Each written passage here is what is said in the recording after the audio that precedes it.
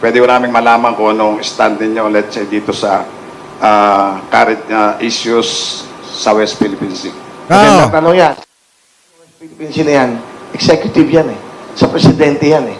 Pero ibig sabihin, mahirap kasi maliit na bansa lang tayo. Nakaw! Kung makakagawa tayo ng diplomatic, puro diplomasya, hindi natin makayang labanan tong China eh. Sa totoo lang, dapat ingatan natin ang bawat buhay ng ating mga sundalo. Hindi naman kasi tayo nakikipaggera, Sir Willie, Willie Revillame, hindi po tayo nakikipaggera sa China. Tayo po ay nagdi-defend lang ng ating sovereignty, ng ating mga teritoryo. Diba? Diyan sa karagatan. So ngayon, kung titingnan nyo mga kababayan, ang sabi niya nung natanong sa kanya yung about sa West Philippine Sea, executive daw yan. Dapat daw sa presidente yan, mga kababayan. So paano pag naging senador ka at natatanong ka at lagi kang tinatanong ng mga media about sa issue